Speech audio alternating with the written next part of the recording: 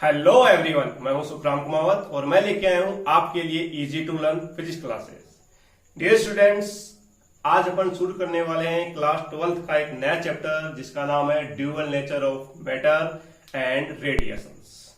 अपन आप जानेंगे रेडिएशंस के ड्यूअल नेचर के बारे में और मैटर के ड्यूअल नेचर के बारे में। रेडिएशन मतलब यहां पर रेडिएशन की बात करेंगे लाइट से। ये रेडिएशन क्या है? अपनी लाइट ही है। लाइट के अपन ड्यूअल नेचर, दोहरी प्रकृति के बारे में बात करेंगे। ये क्या होती है? दो धारी तलवार होती है, दोनों साइड से काम करती है। कौन? रेडिएशन और मैटर। तो कैसे काम करता है, कैसे होता है, ऐसा सारे अपन इस चैप्टर में स्टडी करने वाले हैं। फिर अपन बात करेंगे मैटर के बारे में। मैटर का ड्यूअल नेचर क्या क्या होता है। आपने लास्ट लेक्चर में, लास्ट चैप्टर में अपने पढ़ा था कि जो लाइट होती है उसका वेव नेचर होता है। पढ़ा था ना अपन ने कि लाइट का जो क्या होता है, वेव नेचर होता है, वेव के रूप में ट्रेवल करती है। लेकिन कुछ समय बाद, उसके कुछ समय बाद न्यूटन आए थे। न्यूटन ने क्या बताया था कि लाइट जो होती है वो पार्टिकल के रूप में भी शो करती है, पार्टिकल के रूप में भी बिहेव शो करती है। और उसने क्या किया था, कोर्पस्कुलर क्या था, उसने क्या कहा था, कण कहा था कि जो उगते हैं लाइट जो होती है वो क्या होती है, कण के रूप में भी होती है, पार्टिकल की फॉर्म में भी होती है। उसके बाद और रिसर्च होती गई, हर्ट्ज आए और साइंटिस्ट आए। उन्होंने क्या किया, अदर अदर नए नए एक्सपेरिमेंट किए, नए नए एक्सपेरिमेंट किए। हार्वक्स आए थे, बहुत सारे साइंटिस्ट आए, उन्होंने एक्सपेरिमेंट किया और दर्शाया कि लाइट दो प्रकार के बिहेव करती है, एक वेव और एक particle form.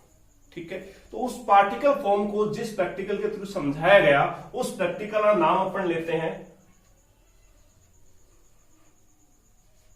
Photo electric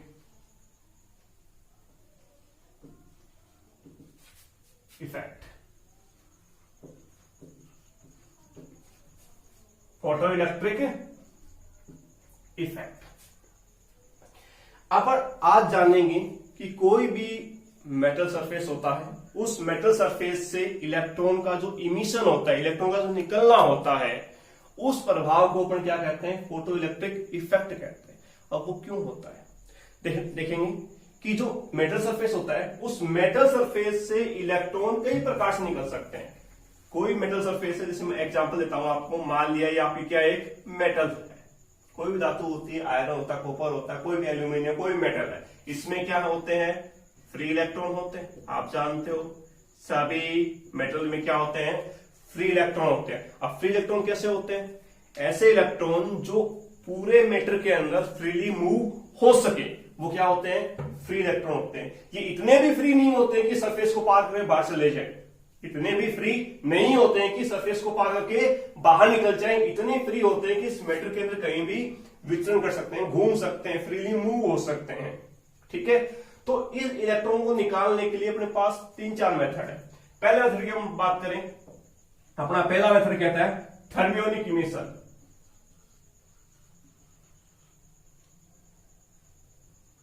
thermal emission.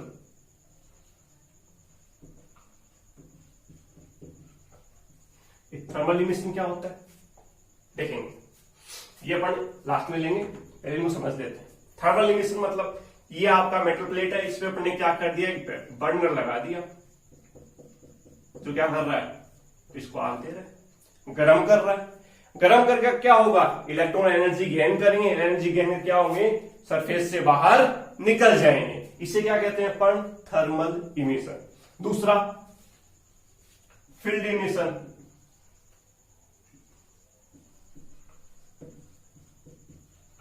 Field emission ये क्या होता है कि यदि इस मेटल सरफेस के ऊपर, यदि इस मेटल सरफेस के ऊपर अपन high voltage, high electric field apply कर दें, लगभग अप्रोक्स 10⁸ वोल्ट पर मीटर, इतना इलेक्ट्रिक फील्ड इसके ऊपर क्या कर दें अपन, अप्लाई कर दें, तो क्या होगा, ये इलेक्ट्रॉन इतनी इलेक्ट्रिक फील्ड को गेन करेंगे और यहां से क्या हो जाएंगे, पार निकल जाएंगे। इसे कहते हैं field emission, electric field emission. कि यदि किसी मेटल सरफेस पर इलेक्ट्रिक फील्ड अप्लाई करेंगे तब भी वहां से क्या होंगे, इलेक्ट्रॉन निकल जाएंगे। ये घटना को कहां देखने को मिलती है, आपने देखा होगा स्पार्क प्लग को।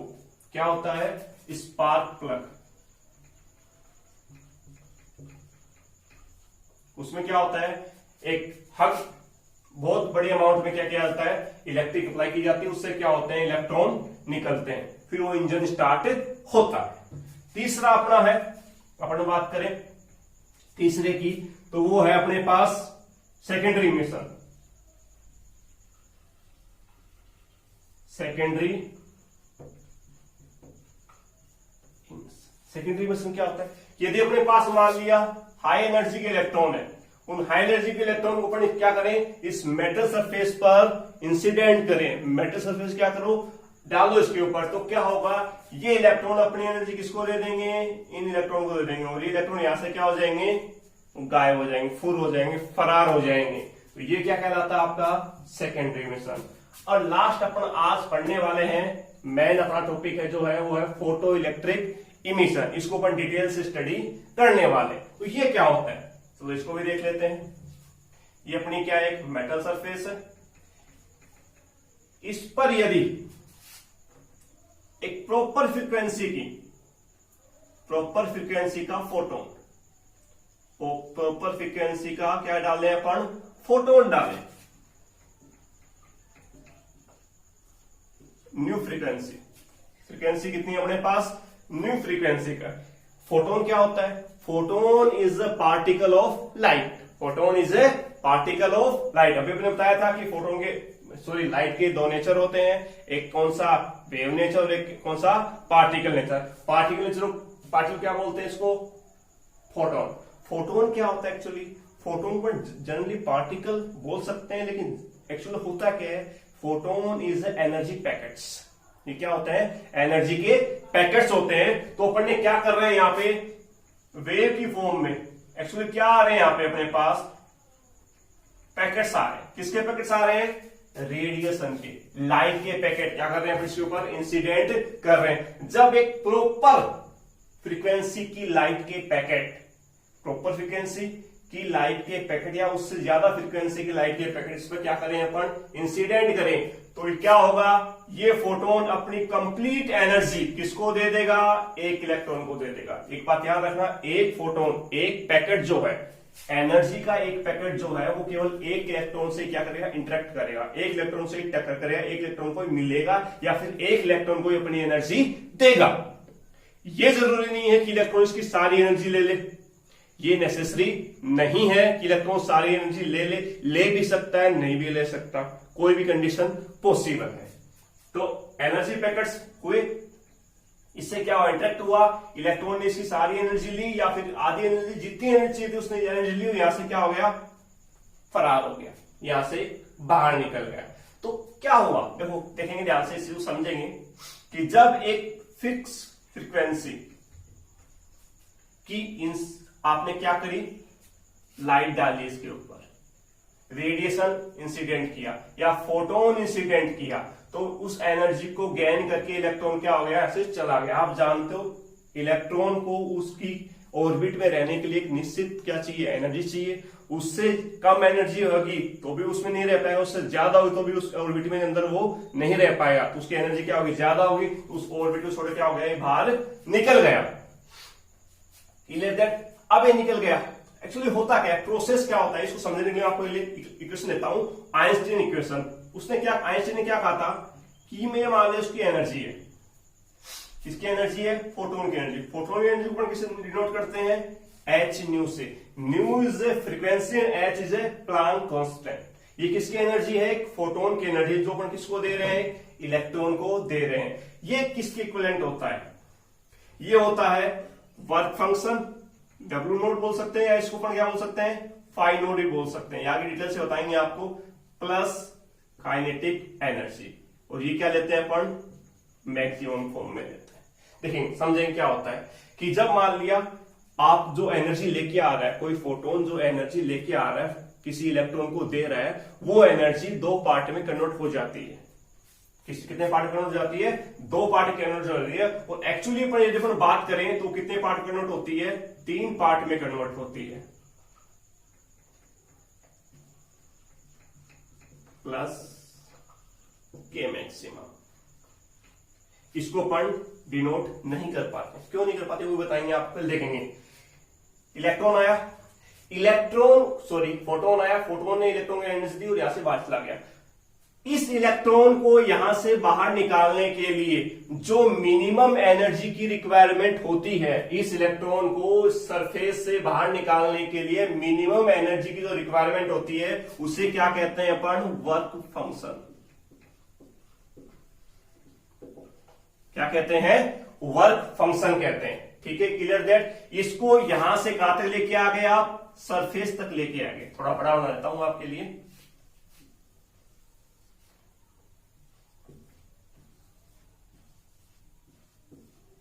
इसको ऐसे तक लेके आ गया, यहां सरफेस तक लेके आया। किसकी सहायता से? इस फोटोन की सहायता से। इसमें तो कौन काम आया? केवल वर्क फंक्शन काम आया। इतनी एनर्जी काम आई। बाकी यदि एनर्जी इसके पास एक्स्ट्रा है तो किस में कन्वर्ट हो जाएगी? इसकी काइनेटिक एनर्जी में कन्वर्ट हो जाएगी। और यदि ये लॉस एनर्जी नहीं कर रहा है, तो इसकी वैल्यू क्या हो जाएगी? यहां पे 0 हो जाएगी। अब इलेक्ट्रॉन लॉस कहां कहां कर सकता है वो देखेंगे। आप जानते हो कि आपका जो मेटल सरफेस होता है, क्या होता है? मेटल सरफेस होता है। ये मैंने मेटल सरफेस बना दिया आपके लिए। उसमें सरफेस पे क्या है? इलेक्ट्रॉन्स है। इसके फिर थोड़ा सा नीचे की बात करें, वो भी इलेक्ट्रॉन्स है। ठीक है, और नीचे की बात करें, ये भी इलेक्ट्रॉन्स। मान लिया आपका जो फोटोन आ रहा है वो इस इलेक्ट्रॉन को क्या कर रहा है? इंटरेक्ट होता है, इससे टक्कर करता है, इससे कोलिजन करता है। और ये कोलिजन क्या होती है? हमेशा ऑलवेज इलास्टिक कोलिजन होती है। हमेशा याद रखना है कौन सी कोलिजन होती है? इलास्टिक कोलिजन होती है। इसमें एनर्जी और मोमेंटम ऑलवेज क्या होते हैं? कंजर्व होते हैं। मान लें इससे टक्कर किया, इससे कोलिजन किया, अब क्या होगा? ये इलेक्ट्रॉन क्या करेगा? इससे टक्कर करेगा, इससे टक्कर करेगा, इससे टक्कर करेगा, जिससे टक्कर करेगा आसपास में क्या करेगा? टक्कर करेगा, अपनी एनर्जी का यही लॉस कर देगा। तो जरूरी नहीं है कि जो फोटोन आ रहा है वो अपनी सारी एनर्जी देने के बावजूद भी वो इलेक्ट्रॉन क्या करे? बाहर निकाल पाए। This is not necessary. ये जरूरी नहीं है कि एक फोटोन ऑलवेज हमेशा ही एक इलेक्ट्रॉन को बाहर निकाल पाए। ये कभी भी जरूरी नहीं होता है। वो इलेक्ट्रॉन आसपास के इलेक्ट्रॉन से टक्कर करके, आसपास के एटम के इलेक्ट्रॉन से टक्कर करके अपनी एनर्जी का लॉस संपूर्ण रूप से कर सकता है, कंप्लीट रूप से एनर्जी का लॉस कर सकता है। ये जरूरी नहीं है कि वो बाहर ही जाएगा। अब मान लें इससे टक्कर करेगा, इससे टक्कर, तो उसकी एनर्जी लॉस हुई, तो उससे अपन काउंट करते हैं यहां पे कितनी एनर्जी लॉस हुई। अभी थोड़ा सा एग्जांपल देता हूं। मान लिया इसको अपन ने एनर्जी दी 10 इलेक्ट्रॉन वोल्ट। फोटोन से जो एनर्जी मिल रही है वो कितनी मिल रही है आपको? 10 इलेक्ट्रॉन वोल्ट मिल रही है। इस इलेक्ट्रॉन को यहां से बाहर निकालने के लिए मिनिमम रिक्वायर्ड एनर्जी मतलब वर्क फंक्शन कितना है? मान लिया 3 इलेक्ट्रॉन वोल्ट है। कितना है? 3 इलेक्ट्रॉन वोल्ट है। और यदि मान लिया जाए, सपोज किया जाए, इसने कोई एनर्जी लॉस नहीं की, आउटर मोस्ट शेल का है, मान लिया सरफेस पर इलेक्ट्रॉन है, इससे टक्कर करने वाला कोई नहीं है। जैसे इसको एनर्जी मिली, एनर्जी लेके यहां से चला गया। बिल्कुल इकोनॉमिकल इलेक्ट्रॉन है। क्या है? इकोनॉमिकल इलेक्ट्रॉन है, ज्यादा बर्बाद करने वाला नहीं है। जैसे होता है ना, एक तो होता है कि नालायक नकारा लड़का होता है, वो पैसे बर्बाद करता रहता है, और एक होता है बिल्कुल अच्छा बच्चा, वो पैसे बर्बाद नहीं करता है, अपने पैसे को सही जगह इन्वेस्ट करता है। तो ये वो इलेक्ट्रॉन है, इकोनॉमिकल इलेक्ट्रॉन है। जैसे एनर्जी मिली, थोड़ी एनर्जी किसमें काम में ले ली? सरफेस पर आने पर। बाकी एनर्जी किसमें काम में ले ली? काइनेटिक एनर्जी बनाने में। तो 3 इलेक्ट्रॉन वोल्ट, एनर्जी लॉस 0, बचा कितना? 7 इलेक्ट्रॉन वोल्ट से क्या हो जाएगी? मैक्सिमम काइनेटिक एनर्जी हो जाएगी। Clear that. अब इसी इलेक्ट्रॉन की बात करें, ठीक है, इसी इलेक्ट्रॉन की बात करें, 10 electron volt, 3 electron volt, minimum required energy मतलब वर्क फंक्शन ही है। अब इसने आपस में क्या किया? टक्कर की। नीचे वाले इलेक्ट्रॉन की बात कर रहा हूं मैं, ठीक है। इसने क्या किया? आपस में टक्कर की, और इसने क्या किया? 7 इलेक्ट्रॉन वोल्ट एनर्जी का क्या कर दिया? लॉस कर दिया। 7 इलेक्ट्रॉन वोल्ट एनर्जी का क्या कर दिया? लॉस कर दिया। अब क्या होगा? इसी काइनेटिक एनर्जी क्या हो जाएगी? 0। या सरफेस तक आ जाएगा, पर सरफेस के आगे मूव नहीं कर पाएगा, काइनेटिक एनर्जी लेके नहीं जा पाएगा। तो ये क्या हो जाएगा आपका? यहां पर आ गया। एक कंडीशन और देख लीजिए। मान लिया 10 इलेक्ट्रॉन वोल्ट एनर्जी आप दे रहे हो, ठीक है। 3 इलेक्ट्रॉन वोल्ट क्या है? मिनिमम रिक्वायरमेंट है, ठीक है। अब देखेंगे आप, इसने क्या किया? कुछ एनर्जी लॉस की, कुछ कितनी की मान लिया, 4 इलेक्ट्रॉन वोल्ट इसने क्या की, एनर्जी लॉस करती, किसमें, आपस में कोलिजन करने में, दूसरे इलेक्ट्रॉन से टक्कर करने में, एटम के इलेक्ट्रॉन से टक्कर करने में। बची कितनी अपने पास, 4 + 3 7 प्लस के 3 इलेक्ट्रॉन वोल्ट क्या हो जाएगी, इसकी काइनेटिक एनर्जी हो जाएगी। बात समझ पा रहे हो, मतलब इसकी जो काइनेटिक एनर्जी कहां से वेरी करती है, 0 से लेकर 7 इलेक्ट्रॉन वोल्ट तक वेरी करेगी। इसकी इलेक्ट्रॉन की जो काइनेटिक एनर्जी कहां से कहां तक वेरी करेगी, 0 से लेकर 7 इलेक्ट्रॉन वोल्ट तक वेरी करेगी। तो इस इक्वेशन में इसलिए अपन क्या काम में लेते हैं, हमेशा मैक्सिमम काइनेटिक एनर्जी काम में लेते हैं। बात समझ में आ गई। ये था आपका थोड़ा सा ब्रीफ नॉलेज किसके बारे में, फोटो इलेक्ट्रिक इफेक्ट के बारे में, कि फोटो इलेक्ट्रिक इफेक्ट के अंदर इलेक्ट्रॉन किस प्रकार से एमिट होते हैं, किस प्रकार से सरफेस से बाहर निकलते हैं। अब जो आइंस्टीन ने इसका जो ऑपरेटर्स डिजाइन किया था, उस ऑपरेटर्स के बारे में स्टडी करेंगे। तो चलते हैं फोटो इलेक्ट्रिक इफेक्ट के एक्सपेरिमेंटल थ्योरी के बारे में। एक्सपेरिमेंट के अंदर किस प्रकार से इसको समझाया गया है। रेडिएशन इज ए लाइट, आप जान चुके हो इस बात को।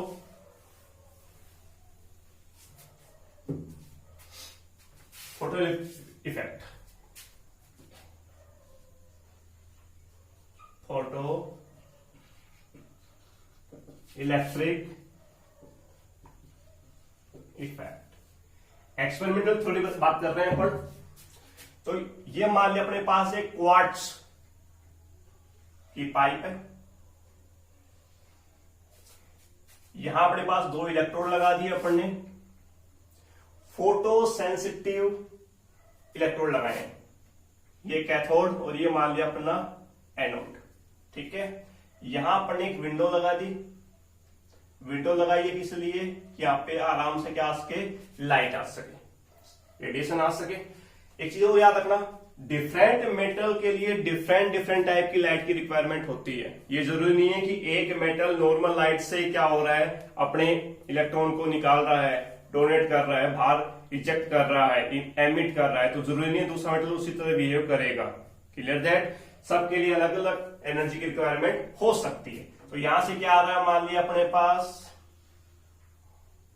लाइट आ रही है, फोटॉन्स आ रहे हैं, यहां पे टक्कर करेगी, यहां पे टक्कर करेगी, यहां पे क्या लिया अपन ने, एक प्रॉपर फ्रीक्वेंसी की लाइट ली, उससे कम फ्रीक्वेंसी लाइट अपन डालेंगे तो यहां से इलेक्ट्रॉन का इमिशन नहीं होगा। Is that clear. और इस फ्रीक्वेंसी को क्या कहते हैं अपन, थ्रेशोल्ड फ्रीक्वेंसी कहते हैं। क्या कहते हैं, थ्रेशोल्ड फ्रीक्वेंसी की ऐसी फ्रीक्वेंसी जिससे कम फ्रीक्वेंसी की लाइट यदि किसी मेटल सरफेस पर डाली जाए तो वहां से इलेक्ट्रॉन का इमिशन पॉसिबल नहीं होता है, that is called threshold frequency. Is that clear. तो यहां से क्या होगा, फिर इलेक्ट्रॉन का इमिशन होगा, इलेक्ट्रॉन का इमिशन होगा। अब इसको क्या करते हैं अपन,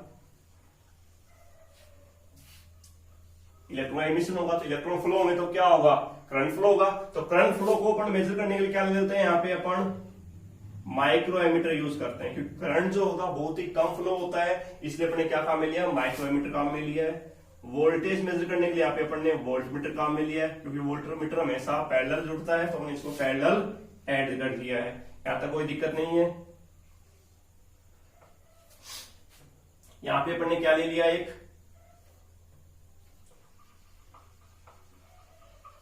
पोटेंशियल डिवाइडर काम में ले लिया, ये और यहां पे अपन क्या काम में लेते हैं, हाई टेंशन बैटरी काम में ले रहे हैं, हाई टेंशन बैटरी काम में ले रहे हैं, हाई टेंशन बैटरी।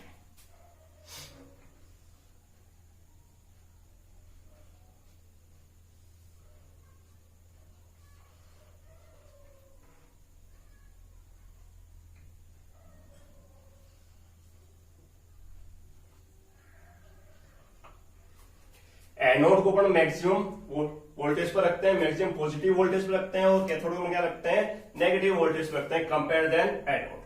डायग्राम समझ में आ गया। ये आपकी क्वार्ट्ज की एक पाइप है, नलिका है एक, उसके अंदर क्या आ रहा है, अपन एक फिक्स फ्रीक्वेंसी की लाइट क्या करें, इंसिडेंट करें, उससे क्या होंगे, इलेक्ट्रॉन रिलीज होंगे। इलेक्ट्रॉन पर चार्ज क्या है, नेगेटिव चार्ज है, ये क्या हो रहा है, एसिलेटेड पोटेंशियल के ऊपर रखा हुआ, मतलब पॉजिटिव पोटेंशियल पर रखा हुआ है, तो यहां से क्या होंगे, इलेक्ट्रॉन अट्रैक्ट होंगे। इलेक्ट्रॉन अट्रैक्ट होंगे मतलब इलेक्ट्रॉन फ्लो होंगे। इलेक्ट्रॉन फ्लो होंगे तो क्या होगा, करंट फ्लो होगा। उस करंट को अपन क्या कहेंगे, फोटो इलेक्ट्रिक करंट। क्या कहेंगे, फोटो इलेक्ट्रिक करंट। और जिस इलेक्ट्रॉन के कारण करंट फ्लो हो रहा है उससे अपन कहेंगे फोटो इलेक्ट्रॉन, फोटो इलेक्ट्रॉन। और जो करंट फ्लो होगा उसे क्या कहेंगे, फोटो करंट कह दो या फोटो इलेक्ट्रिक करंट कह दो। बात समझ में आ गई। उस करंट को अपन क्या करेंगे, माइक्रो एमीटर की सहायता से क्या करेंगे, नोट कर लेंगे। Is that clear. फिर कुछ आगे अपन स्टडी करेंगे। फिर अपन क्या करेंगे, इस पोटेंशियल डिवाइडर की सहायता से पोटेंशियल चेंज करेंगे। इसको क्या करेंगे, नेगेटिव पे लेके जाएंगे और इसको क्या करेंगे, पॉजिटिव पर लेके जाएंगे। इसको नेगेटिव पे लेके जाएंगे तो ये भी नेगेटिव है, तो ये क्या करेंगे, आपस में रिपेल करेंगे। पर उस कंडीशन में भी जिनकी एनर्जी हाई होगी, कुछ ऐसे इलेक्ट्रॉन जिनकी एनर्जी क्या होगी, हाई होगी, वो इलेक्ट्रॉन कहां पहुंच जाएंगे, एनोड पहुंच जाएंगे और करंट फ्लो में अपना क्या करेंगे, योगदान करेंगे। Is that clear. ये बात समझ में आ गई। ये क्या था आपका फोटो इलेक्ट्रिक इफेक्ट का एक्सपेरिमेंटल वर्जन। ठीक है। अब बात करते हैं थोड़ा सा आगे इसकी डिपेंडेंस के बारे में कि फोटो इलेक्ट्रिक करंट किस किस पर डिपेंड करेगा। तो अपने लिए 3 कंडीशन की बात करेंगे अपन फोटो इलेक्ट्रिक करंट के बारे में। पहली कंडीशन अपन बात करते हैं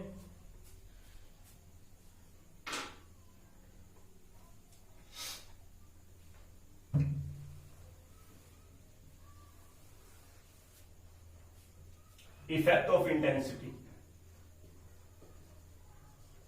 इफेक्ट ऑफ इंटेंसिटी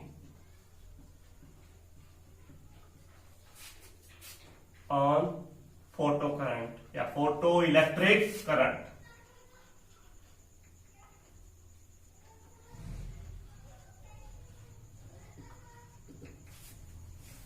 देखेंगे पहला पॉइंट अपने पास, और पास 3 चीजें होती हैं। क्या होती हैं, 3 चीजें होती हैं। एक तो अपने पास होती है फ्रीक्वेंसी, एक होता है अपने पास इंटेंसिटी, एक होता है अपने पास पोटेंशियल डिफरेंस। ये 3 चीजें अपने क्या कर रहे हैं, अप्लाई कर रहे हैं। अपने क्या मिल रहा है, अपने को फोटो करंट मिल रहा है। तो इन 3 चीजों का वेरिएशन अपन फाइंड आउट करें किसके ऊपर, फोटो करंट के ऊपर। ये 3 चीजें फोटो करंट को किस प्रकार से वेरी करती है, किस प्रकार से चेंज करती है। पहला अपन टॉपिक लिया है इंटेंसिटी के ऊपर कि इंटेंसिटी को चेंज करना है, इंटेंसिटी को क्या करना है, वेरी करना है। और उस टाइम पीरियड को क्या करना है, फ्रीक्वेंसी कांस्टेंट रखना है और पोटेंशियल डिफरेंस को क्या करना है, फिक्स रखना है। ये दोनों फिक्स होने चाहिए। इंटेंसिटी क्या होनी चाहिए, वेरी होनी चाहिए। अब थोड़ी सी बात कर ले फ्रीक्वेंसी और इंटेंसिटी के बारे में। इंटेंसिटी मतलब अमाउंट ऑफ फोटोन जितने ज्यादा होंगे, अमाउंट ऑफ फोटोन जितने ज्यादा होंगे मतलब जितनी ज्यादा लाइट आएगी, जितनी ज्यादा लाइट अपने पर डलेगी उतनी ज्यादा इंटेंसिटी होगी। मतलब जितने अपन को क्या करना है, अमाउंट ऑफ फोटोन बढ़ाने हैं। किसी मेटल सरफेस के ऊपर स्ट्राइक करने वाले फोटोन के नंबर क्या करने अपन को, इंक्रीज करने हैं। तो क्या होगी, ये बढ़ेगी, और ये बढ़ेगी तो क्या होगा, अमाउंट ऑफ फोटोन जाएगा। जितने ज्यादा फोटोन स्ट्राइक करेंगे, समझ में आ रहा बात आपको, जितने ज्यादा फोटोन मेटल प्लेट से क्या करेंगे, स्ट्राइक करेंगे, उतने ज्यादा इलेक्ट्रॉन निकलने शुरू हो जाएंगे। जितने ज्यादा इलेक्ट्रॉन निकलेंगे उतने ज्यादा क्या होगा, करंट फ्लो होगा, क्योंकि इलेक्ट्रॉन ही रेस्पॉन्सिबल होता है करंट फ्लो के लिए। तो क्या होगा कि फोटोन से फोटोन स्ट्राइक करेंगे, उतनी ही मात्रा में क्या होगी, इलेक्ट्रॉन निकलेंगे, उतनी मात्रा में क्या होगी, करंट फ्लो होता जाएगा। तो यदि अपन एक ग्राफ प्लॉट करें किस किस के बीच में, इंटेंसिटी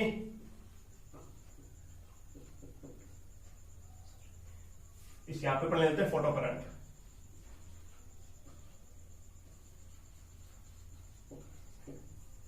क्या ले लेते हैं अपन, फोटो करंट ले लेते हैं, और यहां ले लेते हैं अपन इंटेंसिटी लेते हैं। तो इसके बीच में जो ग्राफ बनेगा क्या मिलेगा, अपने एक स्ट्रेट लाइन मिलेगी कि जैसे जैसे जैसे आप क्या करोगे, इंटेंसिटी बढ़ाते जाओगे वैसे वैसे फोटो करंट भी क्या होता जाएगा, इंक्रीज होता जाएगा। व्हाइल अपन क्या कर रहे हैं, ये फिक्स रखा हुआ है, अपन ने फ्रीक्वेंसी में कोई चेंज नहीं कर रहे हैं, अपन पोटेंशियल डिफरेंस में भी कोई चेंजमेंट नहीं कर रहे हैं। तो अपने को क्या मिलेगा, दोनों के बीच में जो ग्राफ मिलेगा क्या मिलेगा, एक स्ट्रेट लाइन मिलेगी। मतलब इंटेंसिटी के कारण फोटोइलेक्ट्रिक करंट पर क्या इफेक्ट पड़ेगा, दोनों एक दूसरे क्या हो जाएंगे, प्रोपोर्शनल हो जाएंगे। पहली बात कंप्लीट। दूसरी बात करें,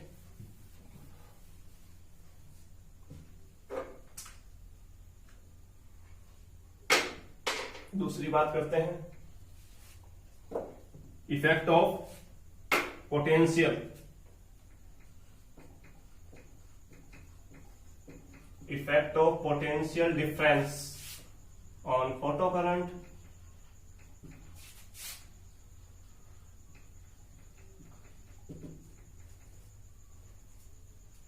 फोटो करंट के ऊपर पोटेंशियल डिफरेंस इफेक्ट। कितनी चीजें अपने पास, तीन चीजें, new, I and potential difference. अब क्या करना है अपने को, न्यू को फिक्स रखना है। क्या करना है अपने को, न्यू को फिक्स रखना है, आई को फिक्स रखना है, और इसको क्या करना है, वेरी करवाना है। पोटेंशियल डिफरेंस को क्या करना है अपने को, इंक्रीज करते जाना है। तो क्या होगा देखेंगे आप, अमाउंट ऑफ फोटोन उतने आएंगे, फ्रीक्वेंसी उतनी आएगी, फ्रीक्वेंसी में चेंज नहीं होना। तो क्या होगा अपने पास, फोटोन भी उतने आ रहे हैं, फ्रीक्वेंसी में चेंजमेंट उतना ही हो रहा है। यदि अपन यहां पे क्या करेंगे, ये क्या रखा हुआ है, एसिलेटेड पोटेंशियल पे लिखा हुआ है, मतलब पॉजिटिव पोटेंशियल पे रखा हुआ है, जो क्या कर रहा है, एसिलेट करता है, किसको, इलेक्ट्रॉनों को एक्सिलेट करने वाला है। ठीक है, यदि अपन इसकी वैल्यू इंक्रीज करते हैं, इसकी वैल्यू क्या करते हैं, इंक्रीज करते हैं, इस पोटेंशियल की वैल्यू, इस प्लेट के ऊपर पोटेंशियल वैल्यू क्या करते हैं, इंक्रीज करते हैं, तो ये मोर पॉजिटिव हो जाएगा, बहुत ज्यादा इसके पास पॉजिटिव चार्ज आ जाएगा। जितना ज्यादा इसके पास पॉजिटिव चार्ज आएगा उतने ज्यादा इलेक्ट्रॉन क्या करेगा, ये अट्रैक्ट करेगा इलेक्ट्रॉन, और जिससे इसके पास क्या होंगे, अट्रैक्ट होते जाएंगे। बट इसकी भी एक लिमिट है पोटेंशियल बढ़ाने की, पोटेंशियल बढ़ाने की क्या होती है, लिमिट होती है, क्योंकि जितने इलेक्ट्रॉन रिलीज करेगा ये उतने तो अट्रैक्ट कर पाएगा, उससे ज्यादा अट्रैक्ट कर ही नहीं पाएगा, क्योंकि अपन फ्रीक्वेंसी, अपन इंटेंसिटी इंक्रीज नहीं कर रहे हैं, अपन इंटेंसिटी इंक्रीज नहीं कर रहे हैं, मतलब अपने पास अमाउंट ऑफ फोटोन ज्यादा नहीं आ रहे, उतने ही फोटोन आ रहे हैं। बस ये क्या कर रहा है, इसका अट्रैक्शन पावर बढ़ा दिया अपन ने। अट्रैक्शन पावर जैसे ही बढ़ाया तो अमाउंट ऑफ इलेक्ट्रॉन यहाँ पर जो पहुंचने वाले थे उनकी संख्या बढ़ गई, तो इलेक्ट्रॉनों की संख्या बढ़ गई, इलेक्ट्रॉन की संख्या बढ़ गई, तो क्या हो गया, करंट बढ़ गया। तो यहां से जो ग्राफ बनेगा अपने पास, किस प्रकार से बनेगा अपने पास, यदि अपन किसी एक इंटेंसिटी की बात करें, अपन एक इंटेंसिटी ले ली I1, किसी एक फिक्स इंटेंसिटी की बात करें, अपन ने क्या बोल दिया, I1 इंटेंसिटी की बात करें, तो यहां पे क्या हुआ, इंटेंसिटी पोटेंशियल डिफरेंस बढ़ाएंगे तो क्या होगा, करंट बढ़ेगा।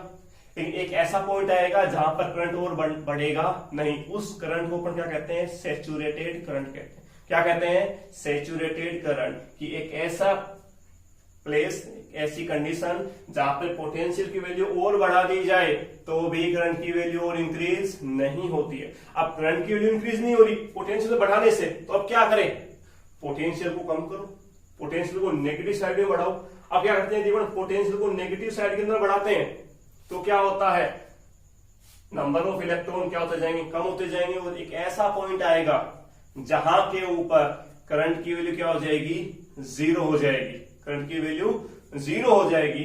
तो उससे अपन क्या कहते हैं, स्टॉपिंग पोटेंशियल कहते हैं। तो अपन बात करते हैं, डायग्राम ड्रॉ करते हैं, ग्राफ क्या होगा कि ये मान लिया अपने पास किसी इंटेंसिटी I1 के लिए, अपन बात करें कोई एक इंटेंसिटी ले लेते हैं, उस इंटेंसिटी के ऊपर ये stopping potential V0, stopping potential denote करते हैं V0 से, जहां पर करंट की वैल्यू क्या हुई, जीरो हो गई। यहां पर अपन बात कर रहे हैं फोटो करंट की, यहां पर बात कर रहे हैं पोटेंशियल डिफरेंस, जो कहां पे आ रहा है, एनोड के ऊपर, एनोड के ऊपर पोटेंशियल डिफरेंस की बात कर रहे हैं। तो यहां पर क्या हुआ, एक कंडीशन जीरो आ गया, फिर एक ऐसी कंडीशन आई जहां पोटेंशियल बढ़ेगा, फिर बढ़ेगा, और फिर एक ऐसी कंडीशन आ जाएगी अपने पास जहां पर करंट की वैल्यू इंक्रीज नहीं होगी। उस करंट को अपन क्या कहते हैं, सैचुरेटेड करंट, सैचुरेटेड करंट, और इसे अपन क्या कहते हैं, stopping potential,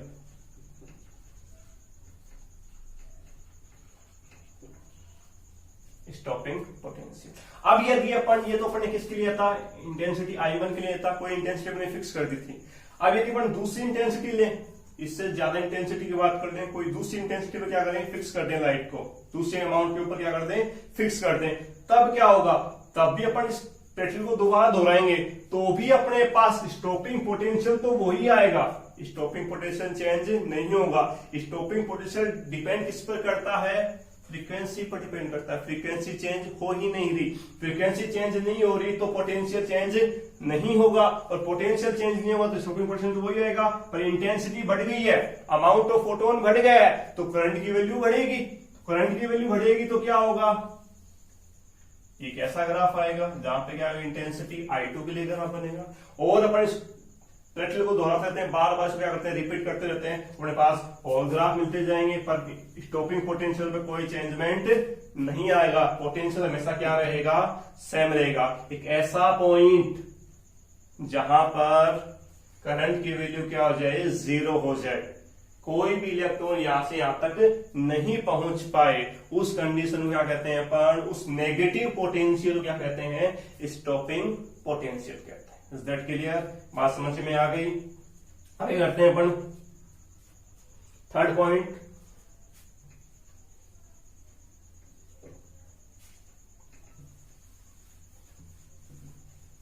third and last तो बात करते हैं स्टॉपिंग पोटेंशियल से कि frequency, effect of frequency, effect of frequency, effect of frequency on photo current.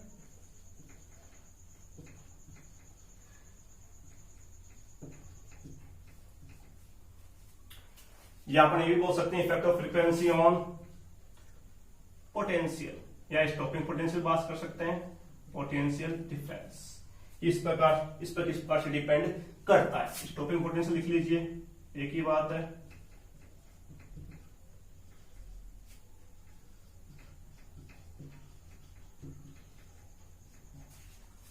किस प्रकार से डिपेंड करेगी। अभी मैंने एक बात बताई थी कि फ्रीक्वेंसी चेंज होते ही क्या होगा, पोटेंशियल चेंज होगा। कि यदि अपन यहाँ पे अब क्या करना है अपने को, इसको वेरी करवाना है और ये सारे क्या रहेंगे, फिक्स रहेंगे, इनको फिक्स रख दो दोनों को, इसको क्या करवाना है, वेरी करवाना है। पोटेंशियल डिफरेंस को फिक्स रख दिया अपन ने, इंटेंसिटी को फिक्स रख दिया, अमाउंट ऑफ फोटोन मतलब फिक्स हो गया, क्या करना है, न्यू को वेरी करवाना है। न्यू मतलब फ्रीक्वेंसी, फ्रीक्वेंसी क्या करना है अपने को, इंक्रीज करना है। किसी एक फ्रीक्वेंसी के लिए अपन ने भी बताया था कि फ्रीक्वेंसी चेंज होगी, स्टॉपिंग पोटेंशियल भी क्या होगा, चेंज होगा, स्टॉपिंग पोटेंशियल भी क्या होगा, चेंज होगा। अब पोटेंशियल, सॉरी मैं बात कर रहे हैं कि ग्राफ की, दोबारा सुनेंगे ध्यान से। अपन ने क्या बोला कि फ्रीक्वेंसी चेंज होगी तो स्टॉपिंग पोटेंशियल भी चेंज होगा। स्टॉपिंग पोटेंशियल मतलब कि यदि अपन फ्रीक्वेंसी बढ़ा रहे हैं, फ्रीक्वेंसी क्या कर रहे हैं, बढ़ा रहे हैं, फ्रीक्वेंसी बढ़ाए तो अपन जानते हैं E बराबर क्या होता है, h nu, E directly proportional to nu. Energy बढ़ेगी, एनर्जी बढ़ेगी मतलब जो इलेक्ट्रॉन यहां से निकलेंगे बाहर, इससे बाहर जाएंगे, इससे बाहर निकलेंगे, तो उनकी काइनेटिक एनर्जी क्या हो जाएगी, वो भी इंक्रीज हो जाएगी, काइनेटिक एनर्जी बढ़ जाएगी। काइनेटिक एनर्जी बढ़ गई तो उनको स्टॉप करने के लिए, उनको रोकने के लिए इलेक्ट्रॉनों को उतनी ज्यादा मात्रा में क्या चाहिएगा, पोटेंशियल चाहिएगा। तो पोटेंशियल भी क्या हो जाएगा, चेंज हो जाएगा। पास समझ पा रहे हो क्या कहना चाह रहा हूं, मैं कहना चाह रहा हूं कि यदि न्यू बढ़ा तो एनर्जी बढ़ी, एनर्जी बढ़ी तो इलेक्ट्रॉनों को इजेक्ट होने वाली काइनेटिक एनर्जी बढ़ेगी, काइनेटिक एनर्जी बढ़ी तो उनको रोकने के लिए स्टॉपिंग पोटेंशियल जिसकी अपन बात कर रहे हैं उसकी वैल्यू क्या हो जाएगी, ज्यादा चाहिएगी अपने को। तो जैसे न्यू चेंज हुआ तो स्टॉपिंग पोटेंशियल भी क्या हो जाएगा, चेंज हो जाएगा। मतलब प्रत्येक न्यू के लिए अपने पास अलग डिफरेंट क्या होगा, स्टॉपिंग पोटेंशियल होगा। तो यदि अपन बात करें तीन कंडीशन की, फ्रीक्वेंसी न्यू 1, न्यू 2, न्यू 3, उसके लिए अपने पास क्या होंगे, अलग अलग स्टॉपिंग पोटेंशियल होंगे। तो इसके लिए अपन मान ले V नोड 1, इसके लिए मान ले V नोड 2, इसके लिए मान ले V नोड 3। क्लियर बात। अब यदि अपन बात करें, पोटेंशियल तो अलग अलग होगा बट क्या करंट भी अलग अलग होगा। तो देखो करंट डिपेंड कर रहा है किसके ऊपर, अपने पास पोटेंशियल के ऊपर। पोटेंशियल डिफरेंस तो अपन चेंज कर ही नहीं रहे, फ्रीक्वेंसी उतनी ही आ रही, फ्रीक्वेंसी चेंज हो रही है, इंटेंसिटी उतनी है, पोटेंशियल डिफरेंस उतना ही है, केवल स्टॉपिंग पोटेंशियल चेंज हुआ, केवल काइनेटिक एनर्जी चेंज हुई है, काइनेटिक एनर्जी चेंज हुई है, अमाउंट ऑफ इलेक्ट्रॉन चेंज नहीं हुआ, अमाउंट ऑफ इलेक्ट्रॉन उतने ही है। तो हर कंडीशन के लिए करंट की वैल्यू क्या रहेगी, सेम रहेगी, करंट की वैल्यू चेंज नहीं होगी। तो अपन बात करें पहली न्यू वन के लिए, तो न्यू वन फ्रीक्वेंसी के बारे में बात करें तो सैचुरेशन करंट यह आ जाएगा, इसी क्या कह रहे हैं saturated current, frequency new one, और स्टॉपिंग पोटेंशियल की बात करें V01 माइनस का आएगा। अपन ने क्या किया, फ्रीक्वेंसी चेंज की, फ्रीक्वेंसी चेंज की तो क्या होगा, स्टॉपिंग पोटेंशियल चेंज होगा, but current does not change, current change नहीं होगा। फिर हम बात करें इसके लिए स्टॉपिंग पोटेंशियल V02 माइनस का, और अपन फ्रीक्वेंसी चेंज करें तो फ्रीक्वेंसी चेंज हो जाएगी, स्टॉपिंग पोटेंशियल चेंज हो जाएगा, but current does not change, current की सैचुरेशन मैक्सिमम वैल्यू उतनी ही रहेगी, माइनस का V03, ये न्यू3 न्यू2 न्यू1। या कंडीशन में क्या बोल रहे हैं, न्यू3 इज ग्रेटर देन न्यू2 इज ग्रेटर देन न्यू1। स्टेट क्लियर कि करंट की वैल्यू उतनी ही रहेगी, करंट पर कोई इफेक्ट नहीं पड़ेगा, फ्रीक्वेंसी चेंज हुई, एनर्जी बढ़ी, कि अपन जानते हैं E इज इक्वल टू क्या होता है, एच न्यू होता है, और अपन जानते हैं E is equal to H nu plus का क्या होता है, E is equal to H nu is equal to W0 plus का के मैक्सिमम। ठीक है, ये तो पर फंक्शन निकल जाएगा, ये तो फिक्स होगा, इसमें तो कोई चेंजमेंट करना ही नहीं है। यदि न्यू बढ़ा तो एनर्जी बढ़ी, तो क्या बढ़ा आपका, काइनेटिक एनर्जी बढ़ी, काइनेटिक एनर्जी बढ़ने से क्या होगा, उतना ही मात्रा स्टॉपिंग पोटेंशियल चाहिए होगा, तो स्टॉपिंग पोटेंशियल क्या होता जाएगा, चेंज होता जाएगा, बट अमाउंट ऑफ इलेक्ट्रॉन नहीं बढ़े तो करंट नहीं बढ़ेगा, करंट की वैल्यू क्या रहेगी, उतनी ही सैचुरेटेड वैल्यू रहेगी। इज दैट क्लियर, बात समझ में आ गई। अब ये यही प्रैक्टिकल अपन डिफरेंट डिफरेंट मटेरियल के लिए करें, किसके लिए करें अपन, डिफरेंट डिफरेंट मटेरियल के लिए करें, तो अपने पास क्या आएगा, यदि अपन ग्राफ प्लॉट करें किस किस के बीच में, स्टॉपिंग पोटेंशियल, ये तो क्या था अपने पास, ये जो ग्राफ बना अपने पास वो तो क्या था, photo electric current, photo electric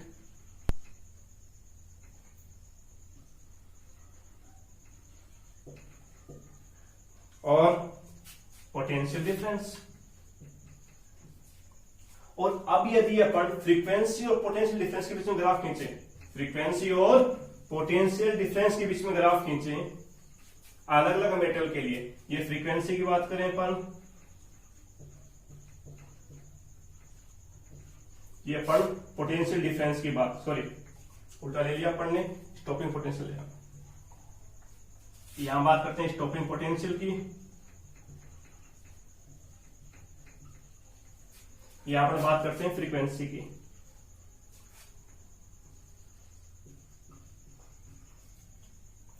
different different metal की बात करें तो पहले मेटल के लिए ये ग्राफ सीधा जाएगा, दूसरे मेटल के लिए ये होगा, क्योंकि अलग अलग मेटेरियल के लिए एनर्जी की रिक्वायरमेंट अलग अलग होगी।